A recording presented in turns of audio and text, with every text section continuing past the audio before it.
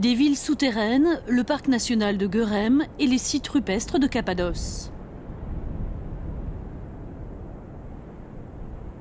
Le paysage de Cappadoce, au centre de la Turquie, a été modelé par des siècles d'érosion.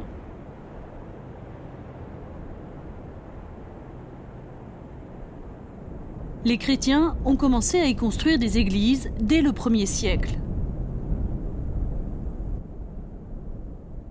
L'une d'elles date du XIIe siècle. C'est l'église de Karanlnik qui signifie église sombre, car pratiquement aucune lumière ne pénètre à l'intérieur. Elle possède des fresques originales qui datent de cette époque. Une ville souterraine d'une taille étonnante a été découverte dans un village de Cappadoce en 1965. Les habitants ont creusé le sol de plus en plus profondément pour trouver refuge face aux envahisseurs.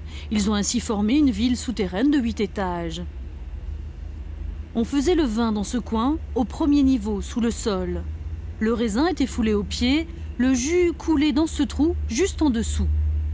Il était ensuite conservé dans cette jarre pour devenir plus moelleux. Le niveau suivant servait d'habitation et d'entrepôt. Il y a une salle à manger, un salon et une chambre à coucher. Les gens continuaient de creuser pour accueillir un nombre sans cesse croissant de personnes. Les trous dans le couloir étaient utilisés au départ comme entrée de l'entrepôt, mais ils servaient aussi de piège en temps de guerre. Une porte faite d'un rocher domine le couloir qui relie les niveaux 3 et 5. Elle pèse 1 tonne et une fois en place, elle empêche les envahisseurs de pénétrer dans la ville. Calé, le rocher ne peut plus être déplacé de l'extérieur. Un long puits plonge verticalement au travers de la ville souterraine. Cette construction de 65 mètres ne sert pas seulement à fournir de l'eau à chaque étage, mais elle fonctionne aussi comme dispositif de ventilation. Un escalier abrupt mène au niveau -7. Tout en bas, une église a été creusée en forme de croix.